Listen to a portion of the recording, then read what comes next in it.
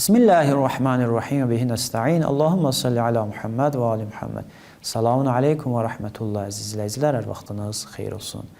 Bəhsimiz Quranda Allahşünaslıqla bağlıdır. Biz gəlib iman mövzusuna çatdıq. İndi istəyirik, əlbəttə qısa şəkildə ötən verilişimizdə izah etdik bu mövzunu. Sadəcə burada biraz bu məsələni açmaq istəyirik. İmanla tövhidin həqiqəti.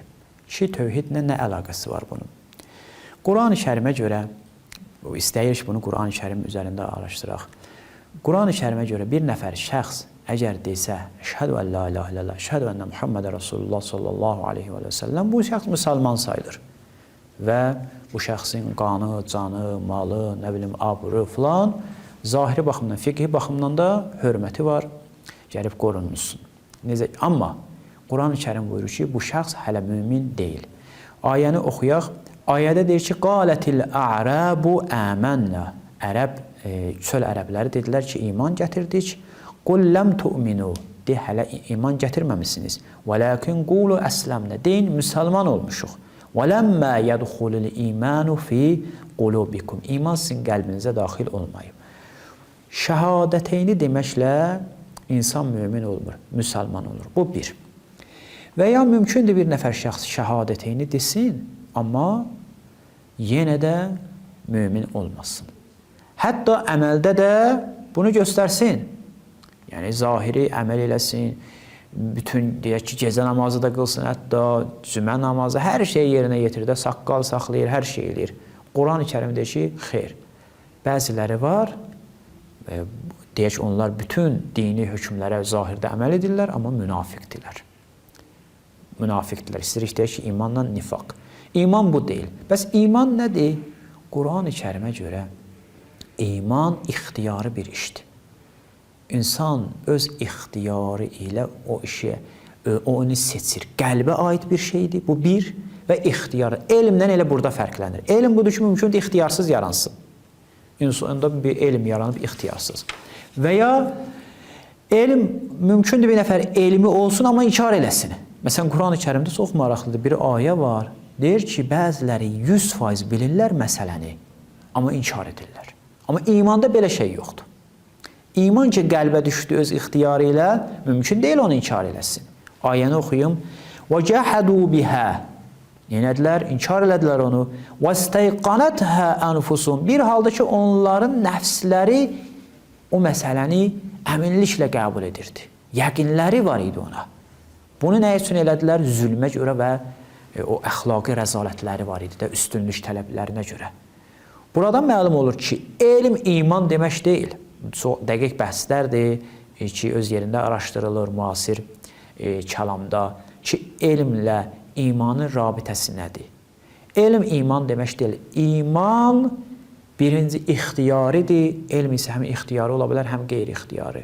İkincisi, iman qəlbə aid bir şeydir. Və iman varsa artıq orada inkar bəhsi yoxdur. İman inkarla cəm ola bilməz. Amma mümkündür bir nəfər şəxsin elmi olsun, lakin inkar eləsin. Bu mövzu da bitdi. Gələk digər mövzumuza ki, çox dəqiq mövzulardandır. Baxın, əziz izləyicilər, biz sadəcə burada mövzulara ümumi işarələr eləyirik.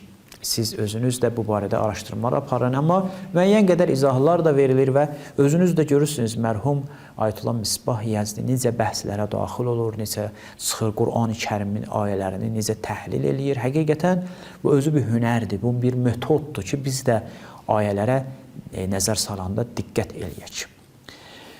Burada bir məsələ var ki, önəmli məsələlərdən biridir. Biz işarə elədikdə tövhidin o nisab həddi uluhiyyətdə tövhiddir ki, yəni Allah təbarək və təalanı pərəstişə layiq biləsən.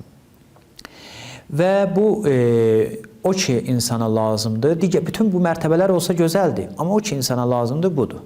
Bu, öz yerində. Sadəcə burada sual yaranır ki, görəsən, mən bunların bu dərəcələrin, çox maraqlı sualdır ya, çox dəqiq sualdır, bəlkə də bu bəhsi əziz izləyicilərimizin əksəriyyəti eşitməyib. Misal üçün, 2 nəfəri şəxsi təsəvvür edin. Bir nəfər şəxs Allah təbarək və təalanın varlığını qəbul edir və inanır ki, bu aləmin səbəbi Allah Təbarək və Teala'dır.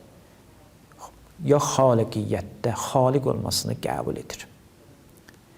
Məadı qəbul edir.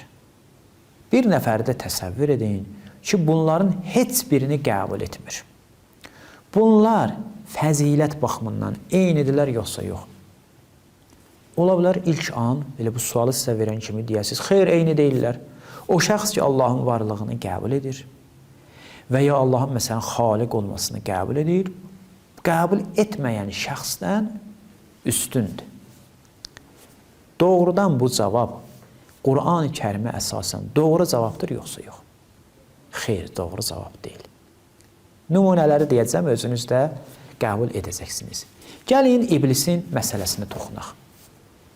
Qur'an-ı Kərim buyurur ki, biz Həzrəti Adəmi yaratdıq, Həvvanı yaratdıq və mələklərə dedik ki, səcdə edin ki, bunları bilirik.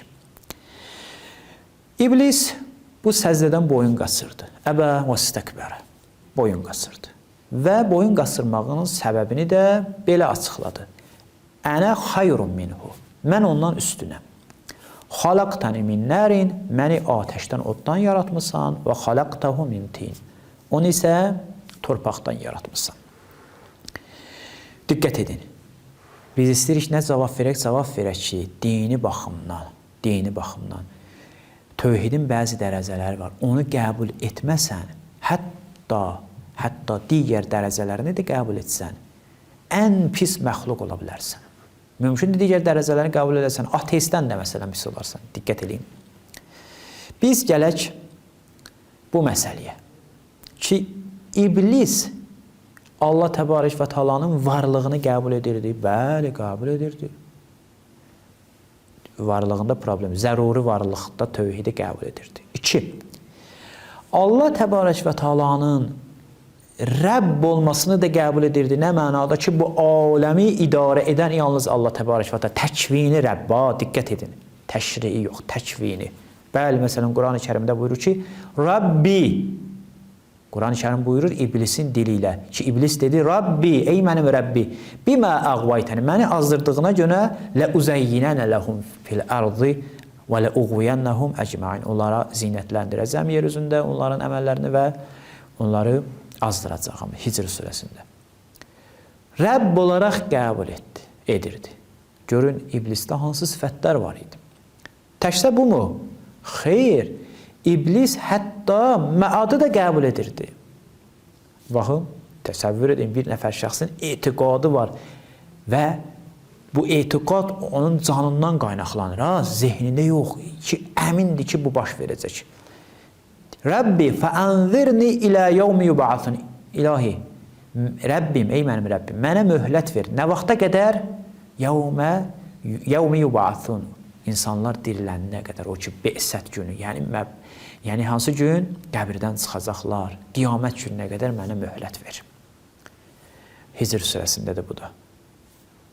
Məadı qəbul edir, bəli. Allahın varlığını qəbul edir, bəli. Allahın təkvini, Rəbb olmasını qəbul edir, bəli. Yaxşı, bəs nə üçün iblis bu qədər dəyərsiz oldu və hətta, deyək ki, ateistlərdən də pisdir də, iblis qəbul edirsiniz də. Ya deməsən, onlar ki, Allahı inkar edirlər, bütün varlıqların da şərlərin mənbəyidir də. Nə səbəb oldu ki, bu dərəcəyə çatsın? Nə var idi onda? Problemi rububiyyətdə, təşrii rububiyyət idi. Rububiyyətdə tövhid idi. Yəni, təşriisi əlbəttə. Yəni, qəbul etmirdi Allah. Allah Teala deyir ki, səcdə et. Deyirdi, ilahi, bu əmri sən düzgün verməmisən. Gərək bu əmri mənə verməyəydi. İnkar etmək. Rububiyyətdə, təşrii rububiyyətdə problemi var idi. Ona görə mümkündür bir nəfər şəxs bütün bu dərəcələri qəbul edesin.